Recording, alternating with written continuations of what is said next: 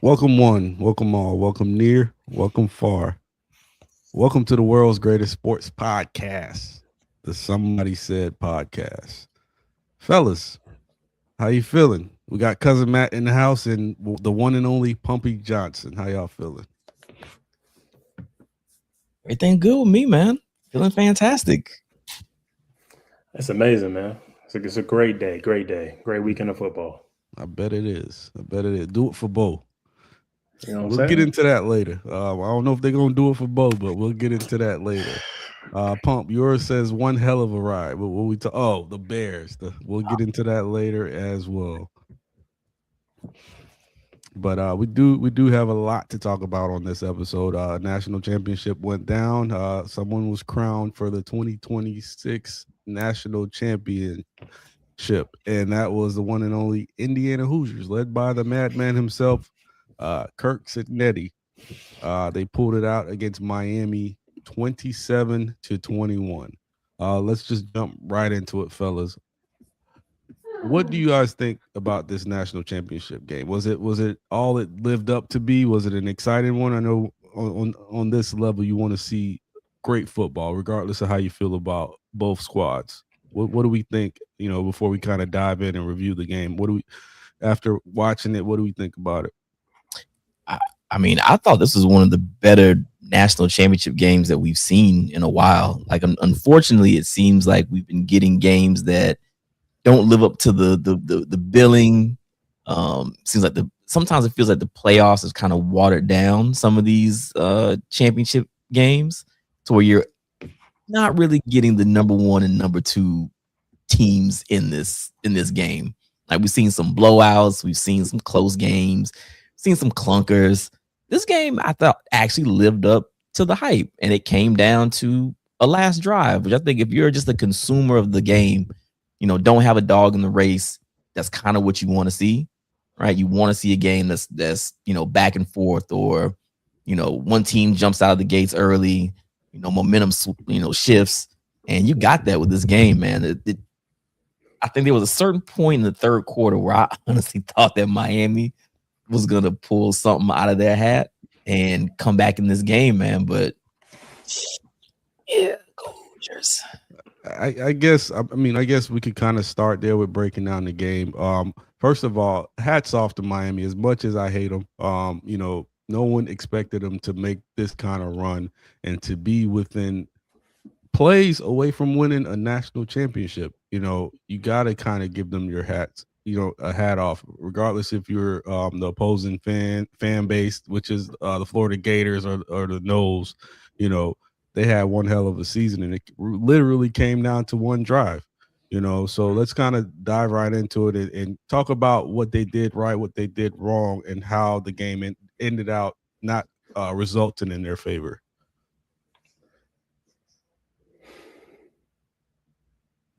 Cut Matt, what you got? To me, the game was good. They was billing it up as like Mendoza's about to come out here, put on a show for everybody. And I was more impressed with the running attack of Indiana at spurts. I thought that the game plan of getting the ball out quick, because that pass rush, like I've never seen Mendoza get hit that much. I think Miami had a pretty good game plan to stop him. He looked stifled. I didn't see him look really comfortable. Um, and they moved the ball certain drives they were stalling out. Like I think the second half, he came out and it was like punt, punt. Was it three incompletions, three punts that second half? Like Miami, I don't know what it was. I think they said was one of the safeties, one of the people from Miami came back off of suspension. It kind of switched the whole feel of the game. But to me, it was just it was a weird game because the first half you could say was good football, but for me, I'm a pro NFL person. I like college. Watching, I'm like, this ain't what I wanted it to be. I don't know. It was just like it's cool, you know what I'm saying? The second half was more exciting. Seeing Ruben Bain and the boys like really getting after him. I was like, okay, I see some NFL talent. Mendoza, they selling him to me as the top guy. He cool. Um, and Carson Beck is Carson Beck. So I was just like, if I was like, if the game got to end on Carson Beck's shoulders, nah, I ain't trusting it. And the most exciting thing that Miami had last night was the cameraman showing the person in the audience. That was the most exciting thing they had going on to me last night. It was a cool game, but You sound very underwhelmed by the game. to me, I was falling asleep in the first half, and second half got me excited, and I was like, okay. And it was, I don't know. I ain't I with you. think the I ain't with you semifinals on more that exciting. one, man. I'm not. I can't. You're speaking like a true South Carolina fan, because I thought this was an exciting game, man. From start to finish. And I agree with you. Miami did have a game plan in getting physical with Mendoza. He had a bloody lip in the first quarter. That there was a few calls that should have went Indiana's way. Targeting and roughing the passer, but it wasn't called. They wanted to get physical, but I thought that Indiana out physical them early on. They were able to do enough at the line of scrimmage to move the ball, and when they went up 10-0, I kind of started thinking about that Oregon game, and Miami, hats off to them again, man. Found a way. Heatherman, man, he's gonna have he probably won't be there after next year. He did a hell of a job defensively, made the adjustments, and kind of slowed Indiana down until that offense got caught up. And Mark Fletcher, bursting that run and giving them that jolt that they needed. So, I thought it was Indiana was gonna bust it wide open. Pause, but that defense that's been so dominant all year for Miami kind of stabilized things until the offense caught up. So I thought it was a really good game all the way down to the end. Yeah. Go ahead, Pump. No, I was gonna say I thought that was pretty interesting about that game too, because I mean, we've kind of rightfully so hyped up Miami all season about how they built this, this championship team in the trenches, and we didn't really know what Indiana's offensive and defensive line was going to look like against another team that's built from the inside out. And in all honesty, Miami has the bigger guys in the trenches, but it felt like for a good chunk of that game, especially the first half, Indiana was playing the kind of ball that you were kind of expecting to see from Miami. They were out physicaling. That's a word. That word. Miami. Yeah. Right. They had more physicality than Miami, which is crazy because, again, those guys are big up front. You didn't really see Mesidor and Bain and all them start really making a difference until that second half. And even with the Indiana run game, the fact that they kept sticking to that run game, they only averaged, I think they averaged less than 3 yards a carry, right? But they ran the ball 45 times. Like, they just didn't care. This is what we're going to do. We're going to try to wear you down. And then you saw it when they really needed to run that ball in the fourth quarter, especially late in the fourth quarter. Black and them were getting at it, and they were getting off big runs. They finally wore that defense, that interior down. But I didn't expect the team to out physical a Miami offensive and defensive line, and Indiana was able to do that. And that's the way to beat Miami. You have to break them down where their strength is, and it's at the trenches. Do we think Carson Beck is an NFL prospect? Because I've been saying pretty much all year, man. If you sit back in zone and allow Carson Beck to read zone coverages, he's gonna eventually turn the ball over and make the mistakes or try to throw it up. He threw it, in the coverage a couple times, got tipped, and I gave him his props on the last drive in the Ole Miss game. Even though me, and cousin Matt could have been in that secondary, but against a good defense, I thought that Indiana had a good plan for him. They limited Baby Jesus, even though you can't really stop him, but they limited him early on in the game. And they had a really good defensive plan to neutralize Carson Beck. The few plays that he did make, he had to scramble and improvise, and his guys found green grass, in order to make those big throws down the stretch. But you saw a lot of times he was sitting in the pocket, and Indiana's rushing 3 guys, and he's got all day. He's looking, trying to find somebody, and there's nobody there. So I thought that down the stretch, it kind of played into Indiana's hands, where the ball had to be in Carson Beck's hands to win another game. And that's exactly, I think, what they wanted. If it came down to, running the ball and killing clock, I thought Miami may have came out with the victory. But the fact that it came down to Carson Beck having to lead another game-winning drive against that defense, the number 2 defense in the country, I thought that it played right into Cignetti's hands. I think. Go ahead, Paul. No, go ahead. The one thing when you ask that question, no, he's not an NFL prospect like quarterback. He's at best a backup. He's a prospect. He's at best a backup. In this draft, he's a backup. And in this draft, he will be a 4th round pick, and that's saying something coming out of this draft. As far as quarterbacks, when I was watching that game, a thought came to my mind of like how much exciting this game would have been if we had Cam Ward on this Miami team going up against this Indiana squad, and we just kicked Carson Beck out of here. To me, that's fireworks. To me, that's exciting. That's touchdowns. That's highlight plays. Like you said, he's back there all the time in the world, throwing behind the receiver, throwing ducks. It's just like, all right, man, it's not exciting. He's just not that quarterback to me. That's all I really had to say about that. Yeah, I think I took 2 things away from Carson Beck, and I feel like Miami thought that they were. I think I might have mentioned this to you guys earlier in the group chat, but I think that Miami felt like they were at 2025 Ohio State place, where they had, they built up enough around the trenches.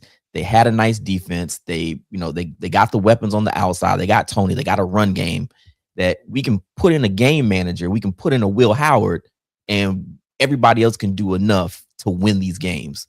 And what we saw against Ole Miss, and you said it like best.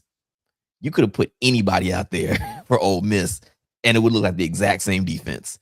Put you, me, Zoe, Bugs, it would look like the exact same defense. So, I mean, Carson Beck still had to make those plays and make those drives, and he looked good. It's like, okay, well, this is why you brought in a veteran quarterback to handle situations like this. Well, yeah, it's Ole Miss, but then when you have a real defense, okay, it's a little different. So, one, I think the same thing that we saw in the Ole Miss game, where you saw in a lot of deep throws, it feels like Carson Beck is out there playing 500. Like he's just throwing the ball up there. There's nothing behind that. I don't think he can still throw deep. I think that injury from last year is still bothering him. I don't think that he has anything. He can't put the air on the ball at all. So that last interception that you saw, you underthrew the guy. Right? Like one, you shouldn't have thrown that ball, but you underthrew the ball. Like it seemed like he just floated that ball up there into double coverage. 2, on that same play, when you go back and look at it, me and Herm were talking about it. And actually Jarrell kind of pointed out to me, it showed where I don't know if that was his first read. It felt like that play was set up for Malachi Toney across the middle. Right. So if you go back and look at that play, if Carson Beck just steps up in the pocket to the left, one, he can either get yardage or he brings that one, I think it was either safety or a linebacker with him, and Malachi Toney has nothing but green grass in front of him. Like that's a 30-yard play to Malachi Toney. So one, it shows me again, he can't recognize certain defenses. And 2, he can't throw the ball anymore. I wouldn't go that far to say he can't throw the ball deep anymore. We've seen plenty of throws throughout the season where he could hit Malachi Toney on a deep fade route or CJ Daniels. So I wouldn't go that far. Right. And then another thing, and when they're wide open, yes, like that flea flicker play, wide open, just throw it out there. You got the safeties beat. But we saw in this game, and again in the Ole Miss game, I felt like there's a lot of ducks that Carson Beck just threw up, and it felt like he had no arm strength at all. Maybe that's just the wear and tear of a 16-game season. I don't know, but I don't know if that's there. Talking about for an NFL prospect, I don't think it's there.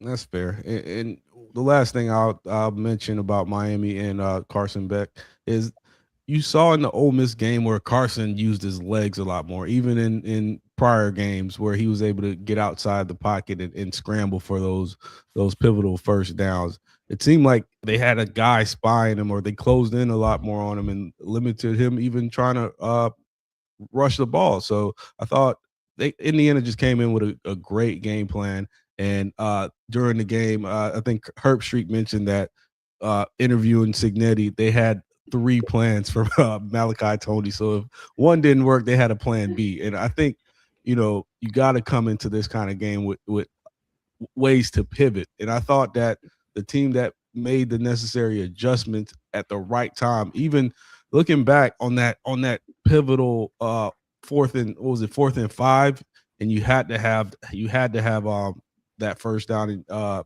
Mendoza, they called a QB draw and Mendoza scrambled in there for the touchdown. I thought Signetti was a step ahead and had a plan and an answer for everything that he encountered. So I gotta tip my hat off to him. And kid number 80, what's his name? Becker made some amazing back shoulder catches. So you know, hats off to Miami, but I gotta give all the praise to Indiana, man. They had an answer at every level you know, of the game for Miami. So I guess in closing, being that this is a transfer team pump and you know how I feel about where the direction of college football is going. This is a good transition in talking about our next topic and just what do we foresee moving forward with college football? I know there's talks about possibly extending the playoffs, you know, more than 12 teams. I don't know how you could do that. I think, you know, we talked off air that this is a perfect pocket, 12 teams, you know, and it gives a team like a Miami the opportunity to do what they did. Also with the transfer portal, NIL, you got guys that's committed going to class and then jumping back in the portal, and you know it's madness. Players are getting sued. Where do we see college football as it stands now, and where do you see it in the future? I mean, it's still the wild, wild west right now, man. There's no rules, there's no regulation. I think that the college football playoff lucked up this year, where I honestly think that in the semifinals, you actually got the best 4 teams there. I thought the last 4 teams that were in the college football playoff were actually the best 4 teams in the country. And what you got in the finals was probably going to be the best game that you could get. I know cousin Matt wasn't super happy with the game, but you watch that game, and when you have a game that's coming down to the last possession, you could probably either say either the game was really, really sloppy, or man, this was a tight game all the way through. And for the most part, I mean, you're talking about a 10-point lead at halftime. That means anybody could have won that game, right? And that went to show if you watch that game. So, I mean, going forward, again, I think we've kind of, you know, beat this one into the ground. At some point, you have to have the collective. You know, I hate the fact that the Big Ten and the SEC are really going to run what happens to the future of college football. It kind of sucks. You got to get control of this portal, man.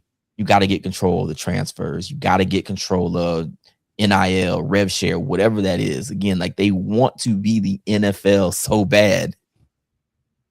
And they don't realize that, well, the NFL is the NFL because they have a collective bargaining agreement. Everything's buttoned up. It's not madness. You know what I mean? So, and again, the expansion, you know, you're talking about now expanding the playoffs. So what, you want this to go into February? So it's going to mess up being in the transfer portal and all this stuff. It's going to mess it up even more. So, you know, to me, until you can get a hold of where this is all going, don't worry about expansion. You're going to make your money and just try to figure that part out first. Cause it's a mess, man. You know, especially as we're sitting here, we know what the transfer portal looks like when your team ain't hot, right? Yeah. You want to try to get some traction, but you can't because every other day, your entire starting roster, anybody that's good is jumping into the portal and it's just messing up so much stuff. So yeah, college football has to find some kind of stable ground because they're not on it right now. Yeah, it's kind of like building a house. You can't just build a house without the foundation.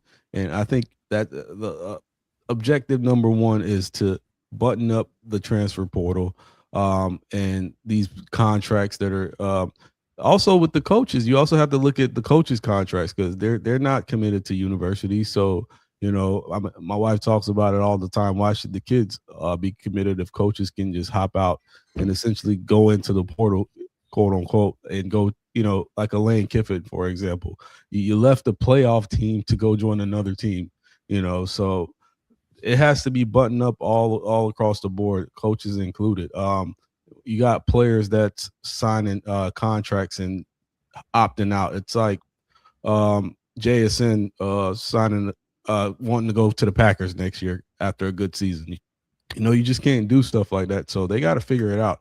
And I think the thing that's going to push the committee or whoever it is that's making the decisions in college football to figuring it out is their darling SEC had one of the worst bowl seasons.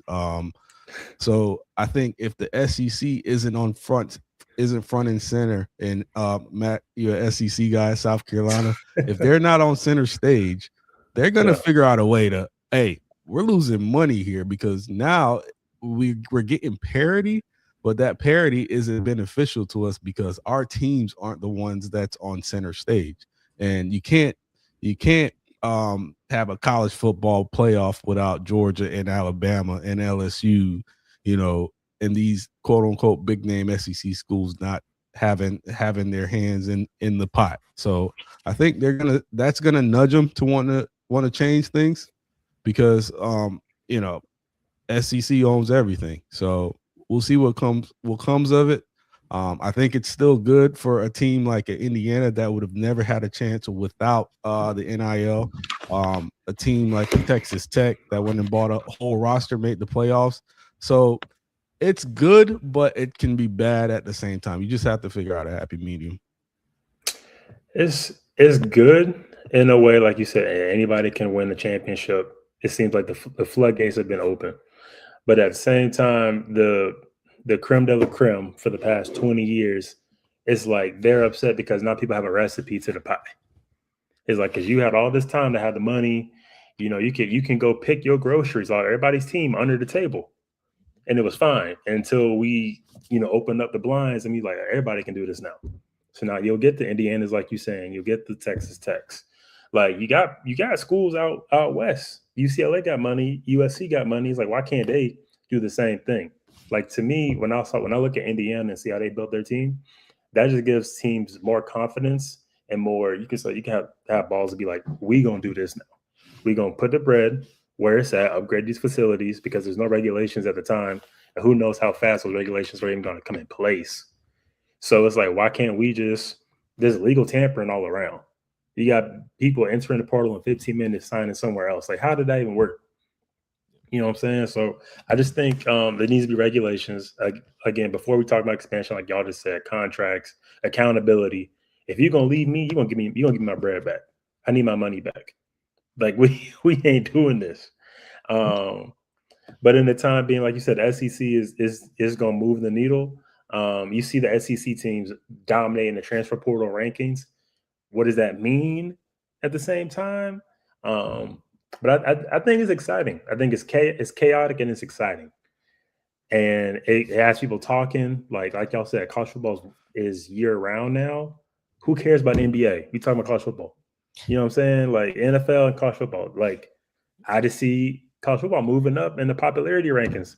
The more that this goes on, the more that this transpires, it's more talking points every single day. It's why stop exciting. It's only exciting if you're on the right end of the spectrum. Like if you're a Florida State fan like me and Pump, where half the roster is in the portal for no reason, and then it's another side of it that we don't talk about. And I don't know, we don't have to be on this topic all day, or all night, but it's a lot of kids that go into the transfer portal that never get out.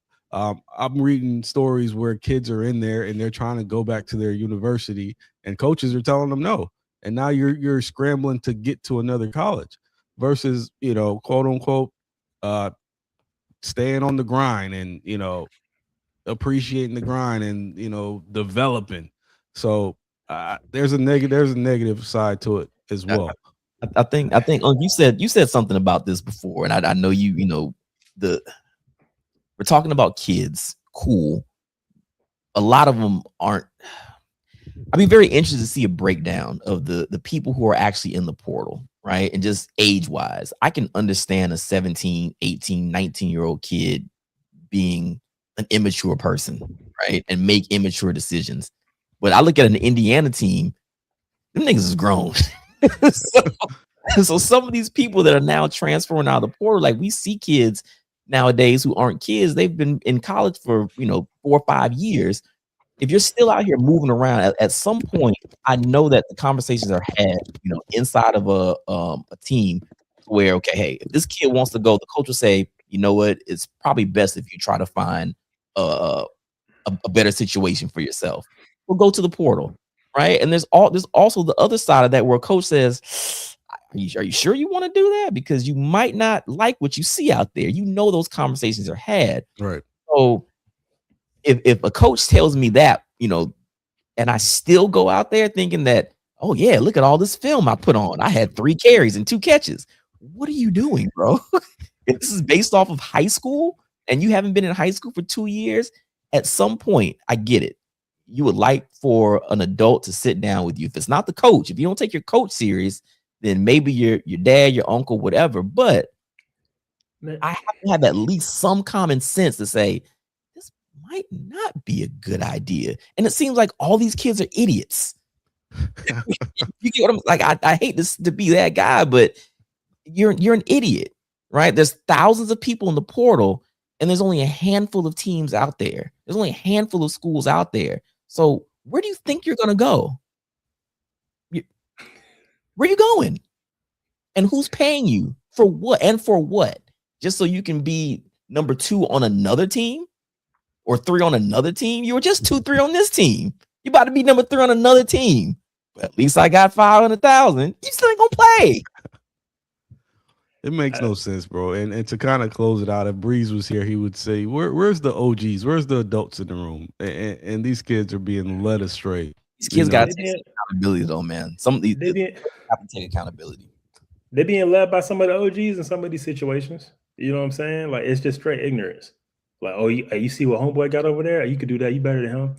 These kids been gassed up since Pee-wee, man. Like, so it's like, oh yeah, I can do that. Yeah, coach didn't give me like this shine. It's like, bro, you ain't put on tape like you said in 2 years. Yeah, Pump. I know you're an analytical guy, and how many years do you think of research and study, and just after all the dust clears from the transfer portal, what do you think the after effect will be? And how many years do you think that will take for you to see a lot of lives affected and players coming out saying, "Hey, I shouldn't have hopped in the portal"? What do you see the after effects, and how long do you see for this to happen? I mean, I honestly think there's enough tangible evidence right now. You know what I mean? Again, there's a handful of situations where a guy transferred from, one place that wasn't a big name and made something more of himself, right?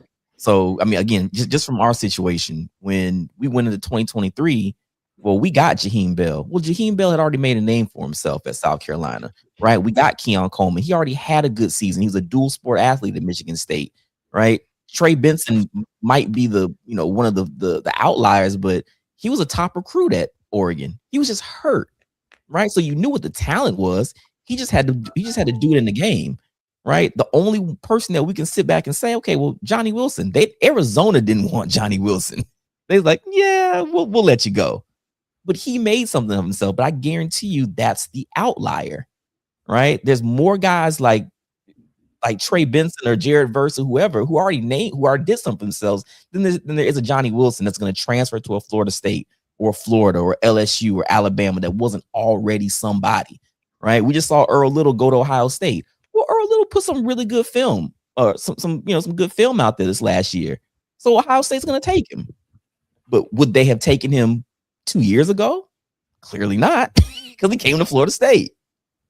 So I think there's enough evidence out there to say, well, yeah, if you haven't done enough here, why is anybody going to want you? Why is anybody going to pay top dollar for you? There's other guys out there. So I think there's enough evidence to say that, yeah, the portal isn't good for everybody. Right. But they keep ignoring the evidence. So we'll sit and watch, and hopefully our university doesn't continue getting affected by it. I won't say hell of a season because my team didn't have a hell of a season. And Cousin Matt, I don't think you will share the same sentiment. So shout out to Breeze wherever he is. Rough Monday for you, but Can't wait for you to get back here, man. Your team had a hell of a season. Hats off. You know, I know it was a fun ride. I'm actually very interested to watch the Somebody Said Canes podcast. If he does a breakdown of this game, I'm actually eager to watch it. 'Cause I'm sure he's dissecting film. Oh yeah. Knowing him like we do, definitely. And a bunch, and I'm glad you mentioned Somebody Said Canes, because a bunch of viewers came in hoping we were going to be talking on Canes, and they kind of left out. So you could hop on Somebody Said Canes on YouTube, subscribe. Breeze will be over there breaking everything down year round, talking Canes football. We also have another channel, Somebody Said Knowles. Me and Pump have been on a hiatus, but we'll be back on it, breaking down some Seminole football in the near future. Gotta let the fire die down first. Yeah. So let's shift gears for a second and let's talk some NFL football. Fellas, man, my team wasn't in it. You know, as y'all may know, I'm a Buccaneer fan. Cousin Matt's a Bronco fan, and my guy Pumpy Johnson, he's with the Bears. So you guys had a rough weekend, bittersweet for you, Cousin Matt. Pump, rough one. So we'll go ahead and start with the Bears and the Rams. Let's just rip the Band-Aid off, Pump. No victory wine this week for you. But I still think you should at least get a little bit of victory wine, because you predicted not this kind of season, but at least the Bears making the playoffs. Mm-hmm. And I would imagine that watching them this season was a fun watch, regardless of how it ended. What's your outlook on what went down Sunday night, and what do you take from it to build on next year? So first and foremost, you know I'm not a moral victory guy, right? So we're out of the playoffs, we're bounced. I don't think, even myself, didn't expect the Bears to be one step away from a conference championship in year one under Ben Johnson, right? You and me had a saying at the beginning of the season of getting Florida State, adults in the room. And I think that's what you had now with, the Bears this season. Even, our D coordinator, Dennis Allen, again, old ex head coach. So, you saw the maturity of Caleb Williams. You saw the talent before. The Iceman. Is that what we're calling him? I kind of like it. I just don't like the celebration you tried to steal. What's his name celebration? But I like the Iceman. Hey man, you and Breeze were dumping on Iceman last week. That's not his celly though. You got to come up with a different celly. I think that the combination of Ben Johnson and Caleb Williams is going to be fun. Barring injury, knock on wood, it's going to be fun to watch for the next couple of years, man. That's a good tandem. As far as the game goes, Ben Johnson brought way too much of his Detroitness to Chicago for me in this game. I think that you got to take the good with the ugly. You got to take the good with the ugly, but for whatever reason, I think that Ben Johnson assumed that we were playing this game in sunny California. So he was trying to be as aggressive as possible. Take the points, right? You started off with 3 4th downs. 2, I think, in the first quarter. I know for sure in the first half. Take the field goal. And it's not a guarantee that you're going to make it. Snowy conditions, whatever. I know what the wind's like in Soldier Field. Just take the points, man. And what was crazy about that game, the Bears defense actually decided to show up first this time, right? We've seen the Bears defense turn on, second half, third quarter, fourth quarter. Now they get active. They were active from jump, right? They were getting at Matt Stafford. They were getting him off timing. They were keeping that offense in that game. So we were able to drive the ball. So when you get on the opposite side of the field, man, take the points. And the play calling was so disappointing to me from Ben Johnson, because in the 2 4th downs, you're running straight into the teeth of this defense and you're not getting any movement. And it didn't take until the 4th quarter until you used one of your best weapons, which is Caleb Williams' legs. I was so pissed off when I'm watching. Okay, fine. 4th and 4. Okay, let me get some bootleg action. Let me get Caleb on the run and let him create. He's his best when he's out of the pocket creating something. So when you're running these 4th downs, why are we running the ball and we're not letting our best playmaker make plays if you're going to be that aggressive? Put the ball in your playmaker's hands. So that made me mad. I think I was already, halfway tipsy going into the third quarter. And then Caleb Williams has 4 of the best throws of the season. Yeah. And Chris Collinsworth, he's gonna hype it up. Chris Collinsworth sees something that he's never seen in his life every time he calls a game. To be perfectly honest, though, I've never seen somebody scramble back 30 yards to throw a 51-yard, 14-yard touchdown pass. When he started scrambling backwards, I'm like, me and Ash was watching it. I'm like, it's over. Game's over. Yeah, man. And honestly, and shout out to Cole Kmet too. I don't know if Cole Kmet played basketball back in the day. He boxed out perfectly to the point where you couldn't even call offensive PI, right? Like, he didn't push off. It was one of those like jumping up for the rebound kind of joints, and you put enough leverage on the man to where he can't do anything. You saw Durant make this little half-ass attempt at the end, and for Caleb Williams to throw that ball fading back from the 50, and it was perfect. That was a perfect pass. At that point, I thought the Bears were winning that game. I was actually surprised that he didn't go for 2. Like, at that point, you've been aggressive this whole game. Go for 2. You had all the momentum at this point. Go for 2, Ben. So yeah, that game was nuts. I can't be mad at the Bears, man. Like, they one hell of a run. Like, if you want me to say that game, the Packers game 3 weeks ago, the Packers game before that with DJ Moore, 7 comeback victories in the fourth quarter. Hell of a run, man. So are you putting Caleb top 5, or is it way too early?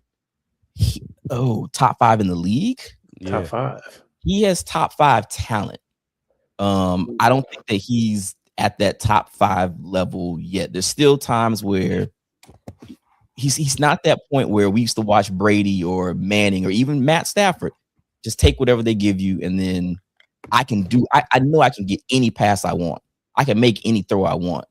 Caleb tries to make the best play, the best home run play every single time. He's not at that point where I can manipulate this defense. He sees things better now, but I got Kyle Monangai here. I got DeAndre Swift. Let me get 5 or 6 yards. Let me get that first, and then I can take my shots. He's not there yet. Top 5 talent, but I don't think he's top 5 yet. Yeah, and his ceiling will be Pat Mahomes. You mentioned Brady and Peyton Manning, but for the style of play where he's doing these weird scrambling all over and hitting throws you wouldn't even think of. Whereas Brady and Peyton Manning, they're more conventional style quarterbacks. So, but one thing about Pat Mahomes is he doesn't turn the ball over as much as Caleb has the potential to do. Caleb, he needs to kind of, even though he didn't turn, I think he threw 5 picks this year, so that wasn't bad, but he takes a lot of chances, so if he could kind of hone in on that, especially with the game on the line, sometimes you got to know when to die or know when to give up on a play and come back. He'll get you. Go ahead. I'm gonna turn it over to you, cousin Matt. The only thing I can say is the only disappointment from this season and ending is you honestly don't know when you're gonna get this kind of season again. You know what I mean? Like, you want to take advantage of every opportunity you have in the playoffs, because the NFL has made parity perfection, right? Mm-hmm. Where it's rare to get a Chiefs, it's rare to get a Patriots, right? All of a sudden Denver's good. All of a sudden the Patriots are good again.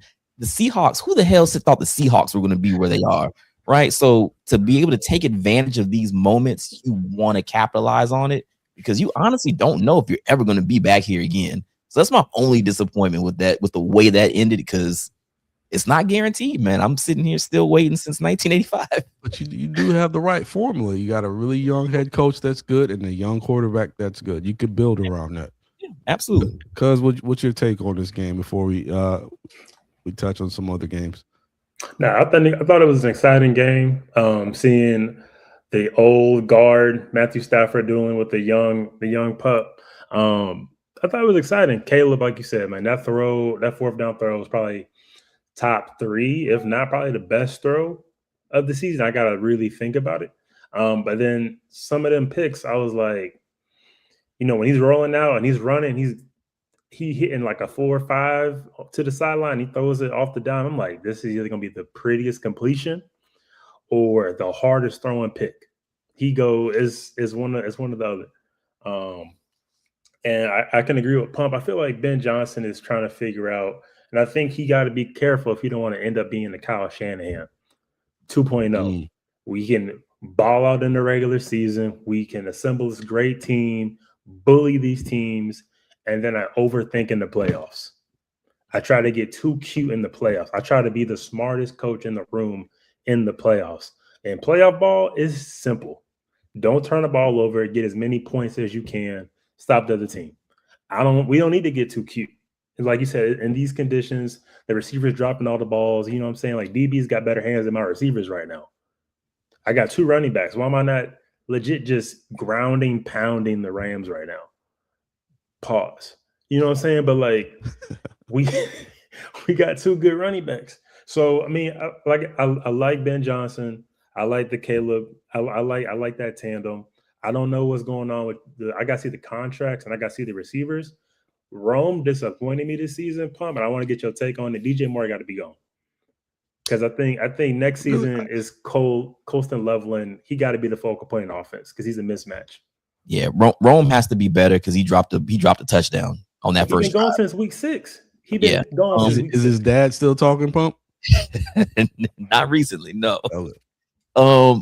One thing about DJ, and I'll say that, and then we can move on. Going back and looking at that play, and Caleb shot him a lot of bail in the post game, and he just said, "Hey, listen, man, we miscommunication, whatever."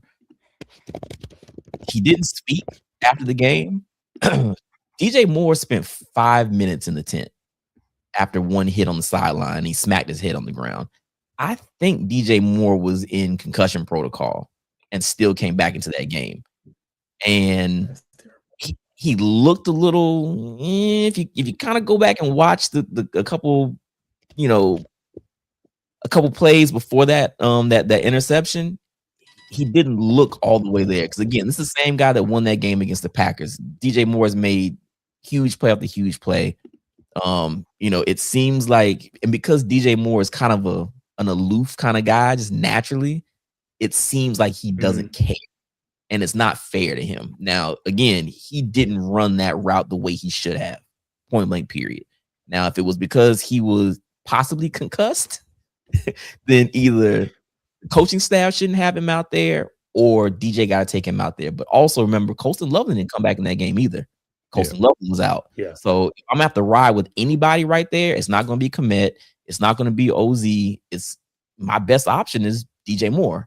So you roll with the hand that you had, and that's what it was. Disappointing, but yeah, because that throw was there. That throw was there for him, but DJ was just out there having himself a walk in the park. That's what he been walking the past 2 seasons. Pump. That's why I say he got to go. Not from this game. I'm just talking about like his contract and his production over the past 2 seasons. Yeah, I feel you on that. But again, he's the same man that won that Packers game, man. He's the same guy that, you know what I mean? So you got to take the good and the bad. Now, if I can get, I think that's the thing too about this team, and probably with other teams. Breeze can kind of speak on, like with his Bucks. You got receivers that go balls to the wall all the time. Maybe that was a Brady effect. Whatever that was. Like, I know what Mike Evans is going to give me. I knew what Chris Godwin is going to give me. All those guys are on the same level. And to your point, Rome not being focused, DJ looking like, if everybody was playing at a Colston Loveland type of level, the Bears wouldn't be stopped, right? To me, that's $20. Everybody was playing with the same kind of intensity, and you get that production. So if they trade him, let's trade him to the Raiders for Max Crosby, and we'll find another wide receiver.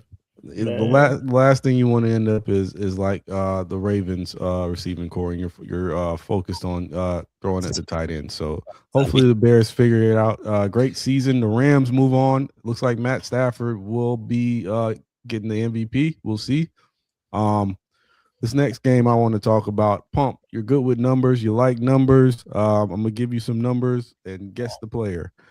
20 of 47, 212 passing yards. 1 TD, 4 interceptions. Who would that be? Wow. Who is that? One number sticks out. You want me to repeat it? Yeah, go for it. 20 of 47, Mm-hmm. 212 receiving passing yards, 1 TD, 4 interceptions. QBR of 28. Is that an Ohio State quarterback? Those are Ohio State quarterback numbers. It is. It is. I'm gonna guess CJ Stroud. Man, I feel for CJ Stroud, man. I don't. You don't? No. I mean, he's getting paid millions of dollars to play quarterback in the National Football League. But at some point, man, why do you leave that kid out there you just left him out there to die against the Pats defense, and they were just teeing off on him, picks after picks. At one point, you looked in his eyes, and he just seemed like he wasn't even there, man. He was ready to go. It was cold. He wasn't. I'm gonna let cousin Matt have this one first. As a receiver, you want to look to your quarterback and feed off of that energy, and there was nothing to feed off of, and that defense played such a hell of a game and ended up losing 28-16. Cousin Matt, make sense of it. I can't make sense of it. I'm pumped because if we in a huddle and after the third pick, what you say to CJ in the huddle, bro? After the second pick, we not even at the half point of the game, brother. We fighting. Ain't nothing else to talk about. I'm fighting. You fighting yourself. You have the shadow boxing. Man, I don't. To be honest, I don't feel bad for CJ because he did it to himself. Mm-hmm. To be honest, all the yapping and talking after the rookie season, and I get it was a great rookie season, came out of nowhere. You know what I'm saying? It was wonderful. You putting yourself top 3 in the league, brother. Hold up now. Let's ease up. So then the second year you come out sophomore slump. Can we be honest? And then this season, it was bad, and it was funny to me because people confusing them being good because their defense was going on a heater. But he wasn't doing that. Davis Mills was winning them games. And then he come in here, and then he talking trash after the Pittsburgh game when he was trash. And then he come into this game. Bro, I knew it was over when he threw the almost pick, came back and threw the pick on the sideline where the man had the knee. I said, oh, Lord. And then he threw another one the one that is floated 20 yards in the air. If I'm D'Amico Ryans, brother, sit down. We're not about to do this. You're not about to get me fired. The thing is, Davis Mills is a legitimate backup quarterback. He might be better than CJ. And he played better than CJ this year. He did. And another reason why I'm not going to bail him out at all. Keep in mind, they just fired their OC the last year thinking, okay, well, maybe he's the one holding CJ back. And then you bring in a new guy and you have the same thing. So one thing is there's one constant in this equation, and it's CJ Stroud. It is what it is, man. Like he is carrying on the tradition of Ohio State quarterbacks. He woke up after season 1. I told you that. He woke up after year 1 and said, oh shit, I went to Ohio State. I ain't supposed to be playing this good. What am I doing? What's wrong with me? And he regressed to the mean. It all went down. It all went downhill after that post game with Caleb Williams, where he tried to give him some advice. You're gonna be a good quarterback one day. Just stop taking all those hits.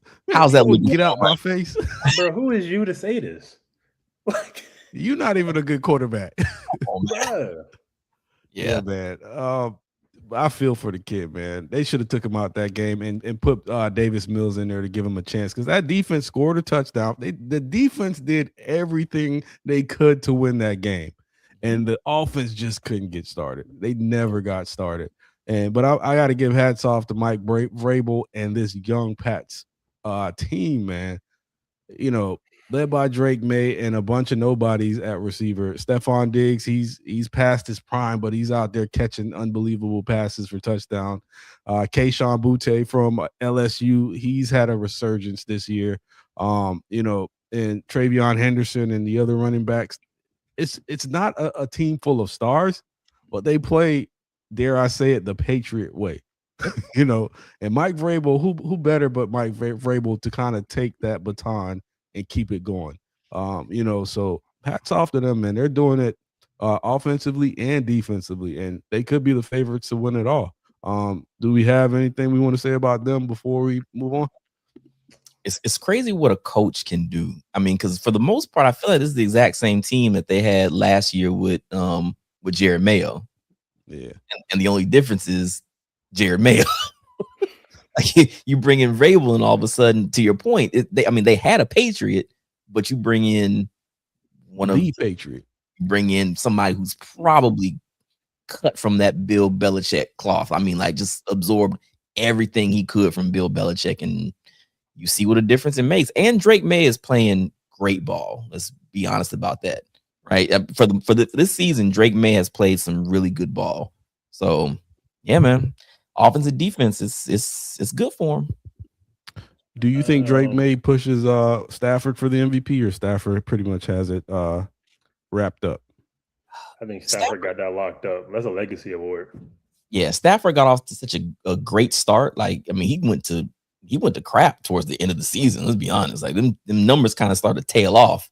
But you get off to such a great start, and what's he, 4,000 yards, 42 touchdowns? Yeah. Numbers wise, you're not gonna beat that. He's got that MVP sewn up, and he's in the NFC Championship, so they'll give it to him. Yeah. I think the Patriots look good. I mean, I think it was for what that defense was doing to CJ, or what CJ was just giving to the defense. I'll say it like that. I mean, Drake May didn't really have to do much. I mean, he was getting hounded though. I think that's the one thing Drake May from this week and last week has been putting the ball on the ground a lot. I don't think he's been playing as well as he has been in the regular season, but again, it's playoffs. It's his first time in the playoffs, and he is playing what the Chargers probably have a top 5 defense, you could say. Texans, you can argue number 1. I can put him at number 1. I don't really care about that. And then, so he's had tough competition, but again, Mike Vrabel and Robert Kraft, they've put in all the right pieces around him, and then the defense is steady or above average.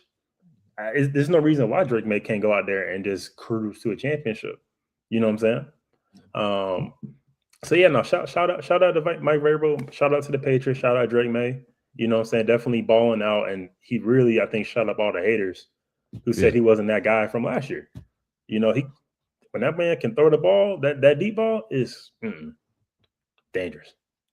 All right, we'll see what he does next round. So, because you're only you're never on the pod. You know, you're only on the pod once a year, and it's only for one reason. And I'm gonna clear it out. I'm gonna set the screen, clear it out, give you ISO on your Denver Bronco. I feel like we don't even have to talk about the Seahawks game. You know, yeah, that's that Kobe. You don't gotta do ISO. Yeah, we don't have to talk about the Seahawks game, man. It was what it was. Unmatched from the get go. 41-6. That's all you need to know. But I'm gonna ISO it out, man, for cousin Matt, a diehard Bronco fan. He called it again this year, fellas. Told you. Called it again. And they pulled it out against the NFL poster boy, Josh Allen, and the Buffalo Bills, beating them 33-30 at home. Talk to me. All right, I'm gonna kick it off with the Broncos. Then we can talk about Josh Allen and this whatever they got going on with him. But the Broncos, I mean, they came out, and I thought the defensive wise, we did not prepare for them in 2 weeks. They came out and ran the ball at will against us, and it was terrible. I was texting my cousin all the time, like, man, like, I don't know what VJ got going on with his defense. I was nervous because I knew if the running ball, that running attack got going, Josh Allen's going to make them Josh Allen plays. When we're about to get a sack, he runs off, shovels the pass to the tight end, to the running back, 12 yards. He's probably the most demoralizing player in the league. He reminds me of Steph Curry, where you about to get him and Steph hits the 3. Josh Allen pulls it out, 7-yard gain. You're like, bruh, it's 3rd and 15. What are you doing? But we started. I think the play that changed the whole game, I don't care about what Bo Nix was doing, was Alex Singleton's smack on James Cook and causing that fumble resulted in us driving down the field, getting the score, and then Josh Allen trying to do a Josh Allen heroic thing at the end of the half, sloppy with the ball. Hey, we executed. Outside of all the turnovers, they did whatever they wanted to on offense. They had 5 turnovers and 6 scoring drives. Outside of them turnovers, we wasn't stopping them. So our defense, I got to see some adjustments before Drake May come into town. But Man, offensive let's get to wise, the point. Was it a catch or not? Was it yeah, a catch it or was was it it an was it was interception? it was a pick. Yeah, it was a catch. It was a pick. What do you mean? What do you mean? But needless to say, Bo Nix balled out. I think it was a great game. I think it's probably the best game of the weekend. Bo Nix rose to the occasion and battled with Josh Allen. I think it was. I think you see the talent of Bo Nix, but also you see the boneheadedness of Bo Nix and the limitations of our offense. But it was a great game. Sean Payton called a great game for the most part. And Josh Allen did what Josh Allen gonna do. He gonna make some heroic plays and he gonna make some stupid plays. And that's what he is. He is to me the James Harden, ISO Russ. Amazing plays, costly turnovers. That's it. You know what I'm saying? Like that's what he is. But shout out to the Broncos. We're gonna be ready for the Patriots. I think we match up better against the Patriots, to be honest. Because their O-line is not that great, and I think we have our pass rush is gonna get to Drake May. I think it's gonna be a nasty game. As long as we control them turnovers, I think we can win that game for sure. All right. Before we jump into the conference championship, Pump, you got anything you want to say about this game? Because I believe you and Breeze say you guys aren't betting against Josh Allen. You want to walk that back, or what were your takes on this game? No, because the Josh Allen that I expected to show, I'll tell you back. The Josh Allen that I knew could show up against the Jaguars, because I picked the Jaguars to win that game, showed up today. Showed up the other day. That's who he is. And I told you, it's time to start. It's time for people to really start taking him to task. The same way we take Lamar Jackson to task in the playoffs, you got to do the same thing with Josh Allen, right? If you're going to come out here and be the MVP and be the golden boy and be all these things, he plays the type of ball that people used to praise Brett Favre for. He's the gunslinger, got this big arm. He's going to make all the plays, yada, yada, yada, yada, yada. Cool. But Josh Allen will also do a lot of things to lose you ball games. And if you go back to the history of Josh Allen in the playoffs, yeah, he's had some amazing games. What's happened at the end of the games that they've lost? It's usually because Josh Allen lost the game.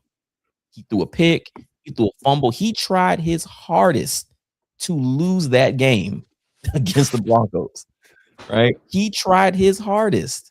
He put the ball on the ground, like you said, because it meant the play before the half. What are you doing? Like it makes no sense, right? So you're gonna throw picks. You think that you have the hugest arm in the league, which you probably do. The window's this big, bro. You're not gonna make it. So yeah, he has to be brought to task, man. And if Josh Allen ever, if he ever realizes it, and I guess a little bit, maybe he is Lamar Jackson. Because if you look around him, what does he have? Besides James Cook out of the backfield, we're not going to say James Cook. That's not fair, Pump. He's had the best of Stephon Diggs. He didn't do anything with it. So Lamar never had anyone. He went to an AFC championship game with Stephon Diggs, did he not? Lamar's been to a championship game with nobody. Correct, but this season, what did Josh Allen have? He's throwing to nobody at wide receiver. And if you're telling me one season of Stephon or a couple seasons of Stephon Diggs, it's him. It's not like he had a stable of good running backs or good tight ends or whatever. The reason I say you can't compare him to Lamar because Lamar never had the chance to show what he could do with a top level wide receiver. That's why. Yeah, he's also. Look. Did we not say that last year was probably no excuses when you have a weapon like Derrick Henry who was playing still at the top of his game, right? Yeah. So even if you have Stephon Diggs, cool. I got the height of Stephon Diggs. Okay, cool. I didn't do anything with it. Lamar still had a really, really, really good Derrick Henry and still didn't do anything with it. So they're in the same boat to me.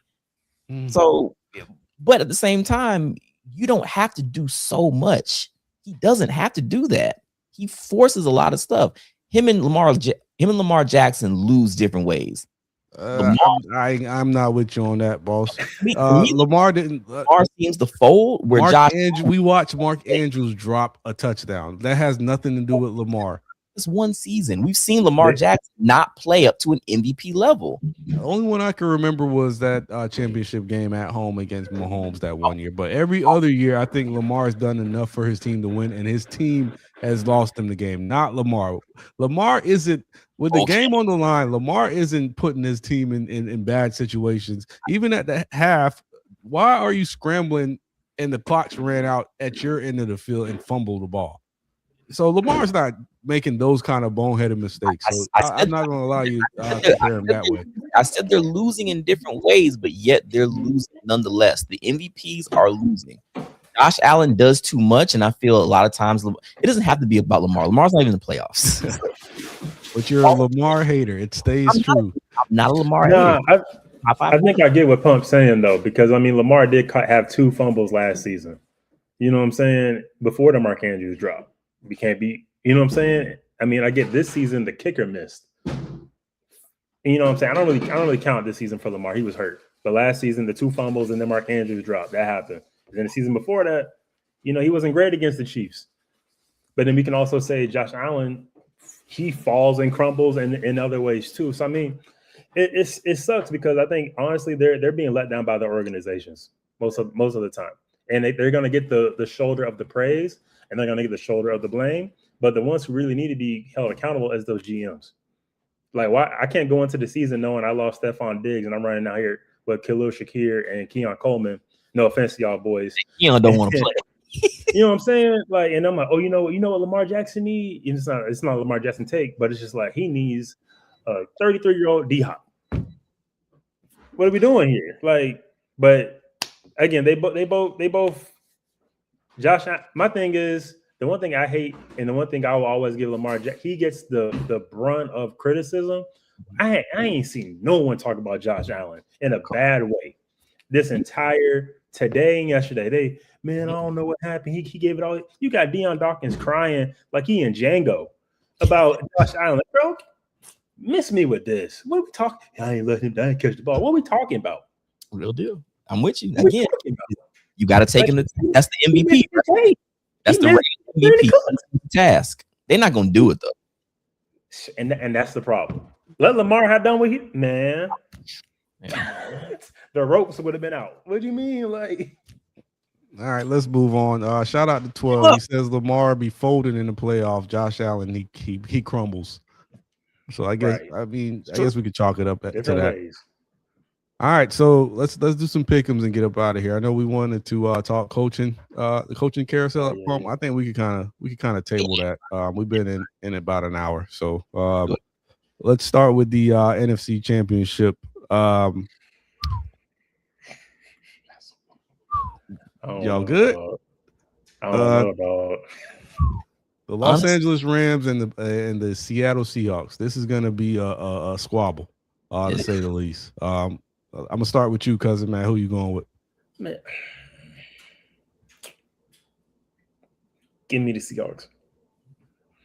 Give me the Seahawks. I gotta do a score. Yeah, we do predictions on here. Give me the Seahawks. Give me 27-24. I think Sam Darnold does just enough. He don't turn the ball over enough, and the defense holds Matt Stafford and them boys. I don't feel confident. All right, Pump, where you at? Honestly, the way that Seahawks defense has been playing, they've kind of been lights out, man.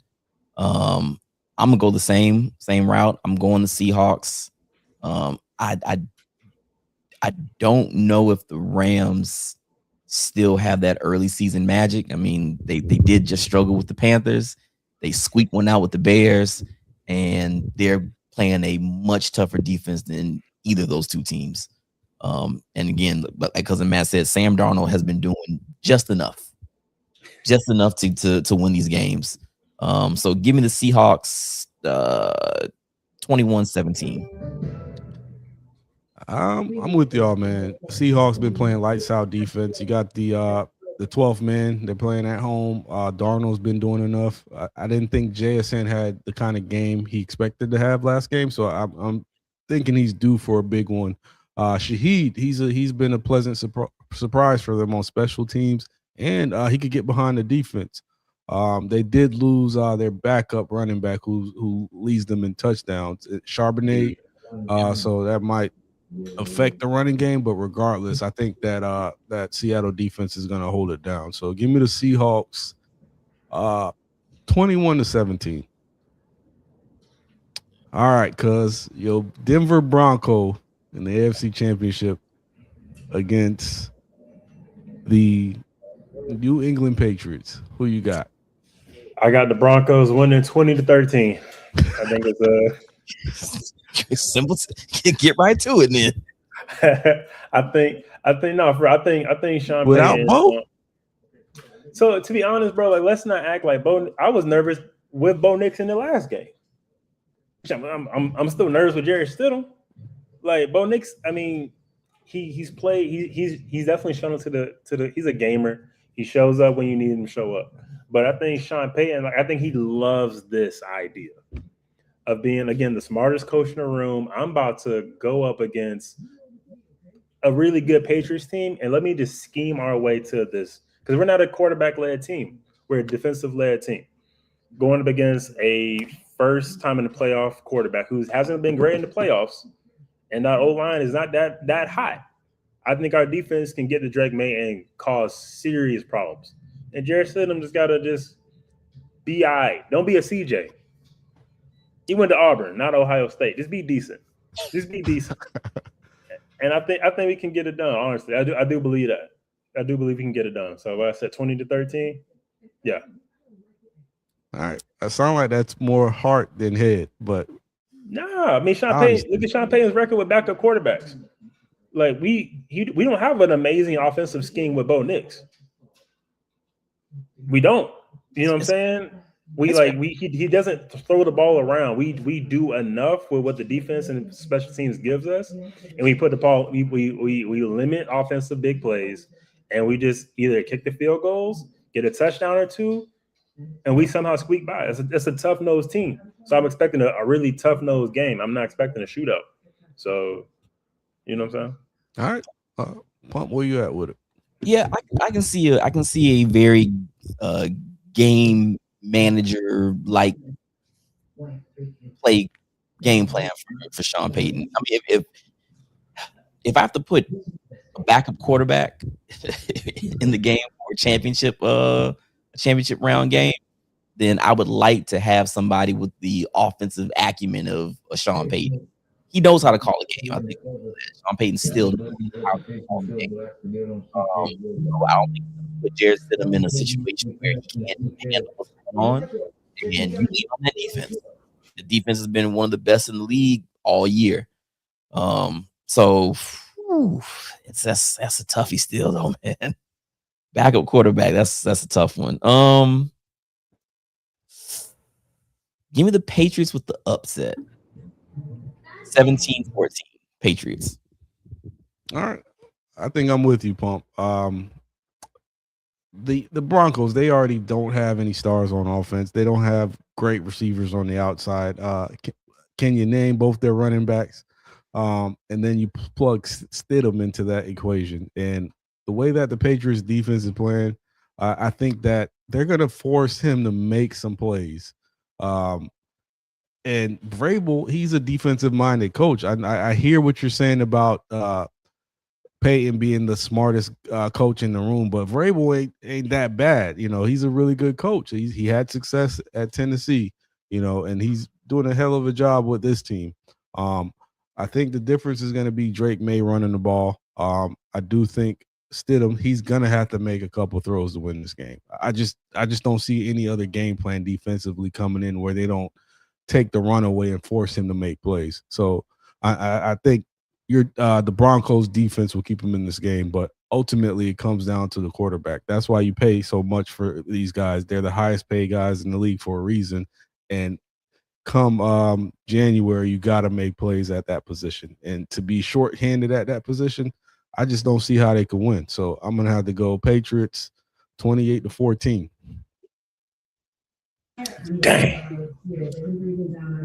Dang, like that, huh? Yeah, man. And if I'm wrong, you can come back on here next week. and tell us all about it. I'm sure Don't you've let it happen. done it every season, so I'm Don't sure let it happen. you'll be here next week. So, Cuz, appreciate you coming in, man. Breeze, Appreciate y'all. again, hats off to your Canes. Hope to see you next week. Show ain't the same without you. I hate hosting. I hate setting up the videos and all of this. So come back soon. Pump, it's always a pleasure, my guy. 21 years and running. Our toast. Cheers to that. And we are the Somebody Said podcast. Subscribe to Somebody Said Canes and Somebody Said Knowles, and we are out.